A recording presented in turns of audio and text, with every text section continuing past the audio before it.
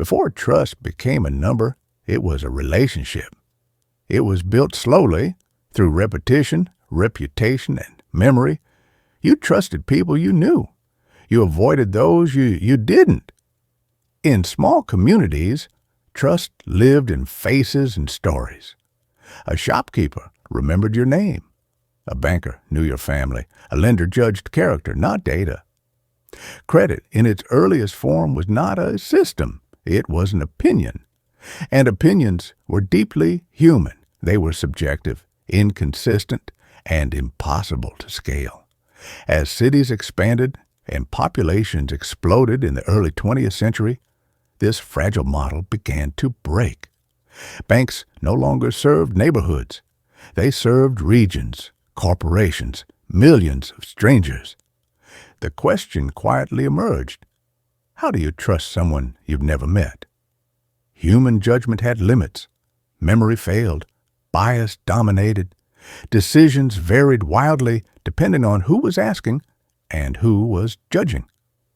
Two people with identical financial behavior could receive completely different outcomes simply because one was liked and the other wasn't. Trust was unequal, invisible, and unaccountable. This wasn't just inefficient. It was dangerous for institutions built on risk. Banks didn't fail because people were dishonest. They failed because trust was informal, and informality does not survive scale. By the 1920s and 1930s, lenders were overwhelmed. Applications piled up, judgments conflicted, records were fragmented across paper files, filing cabinets, and human memory. Trust had become too important to remain human. What institutions needed was not better judgment, but consistent judgment. Something that could be applied evenly, repeated endlessly, and justified without explanation. They needed trust to become measurable. But turning trust into something measurable required a radical shift. Trust had to be separated from the person and attached to behavior. This was the philosophical turning point. For the first time in history, trust was no longer something you felt about someone. It was something you calculated. To turn trust into something measurable, institutions had to redefine what trust meant. It could no longer be about personality, intention, or morality. Those qualities were invisible to systems. Instead, trust was reframed as behavior. Did you pay on time? Did you miss deadlines? Did you default or comply? Each answer became a data point. In the early 20th century, lenders began recording these behaviors manually. Ledgers replaced memory. Files replaced stories. Credit bureaus emerged quietly, not as regulators, but as record keepers. Their role was simple: observe, store, and report. At first, these records were crude: handwritten notes, marginal comments, unstructured descriptions of reliability. But even this was revolutionary. For the first time, trust could outlive the relationship that created it. A person could move to another city, another state, another bank, and their financial behavior would follow. Trust had become portable. But portability introduced a new problem. How do you summarize a person? A file could be hundreds of pages long. A human loan officer could not read every detail. So institutions began compressing behavior. Patterns replaced narratives. Timelines replaced explanations. Late payments mattered more than excuses. Defaults mattered more than intent. The question was no longer why something happened, only that it happened. This was the second philosophical shift. Context was sacrificed for consistency. By mid-century, statistical thinking entered the process: risk groups, probability, correlation. Lenders stopped asking, "Is this person trustworthy?" They asked, "How similar is this person to others who failed?" Trust was no longer personal. It was comparative, and comparisons scale. This transformation made lending faster, cheaper, and more predictable. It also made it colder.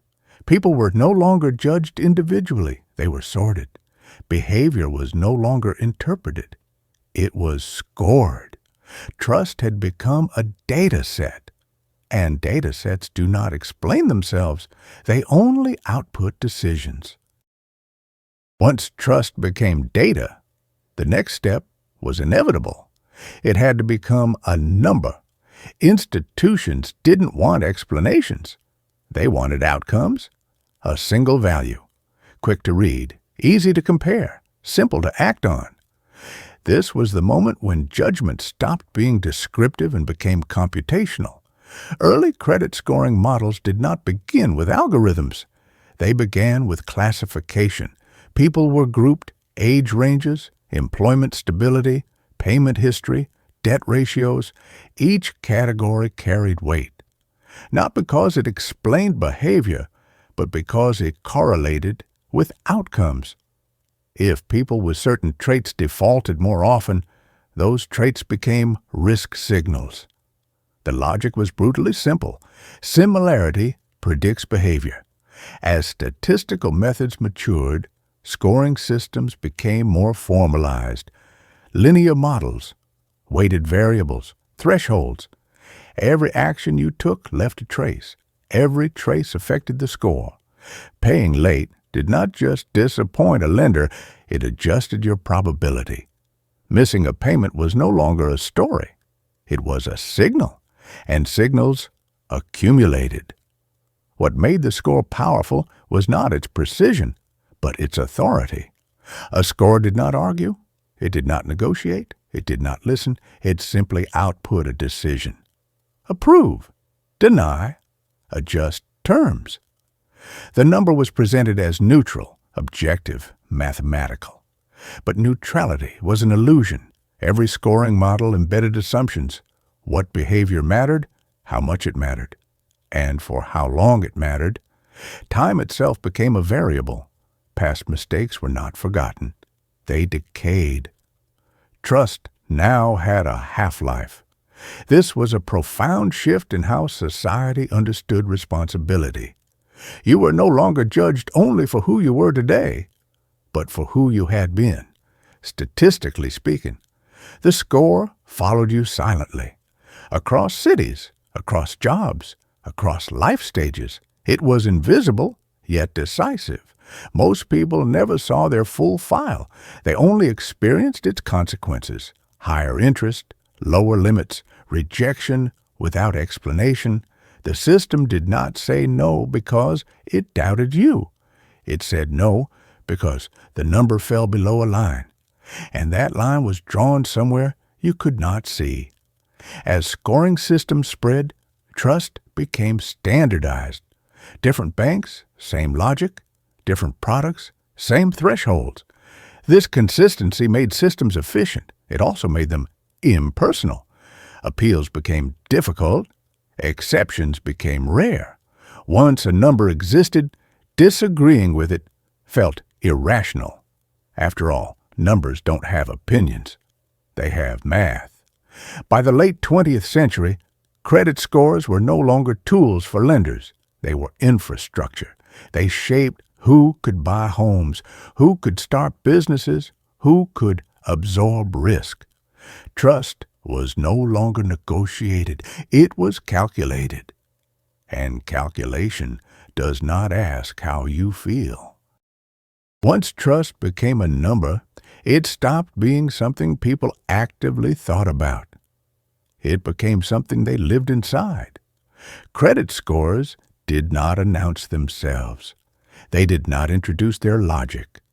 They simply operated in the background. Every application, every approval, every rejection, a quiet system running constantly.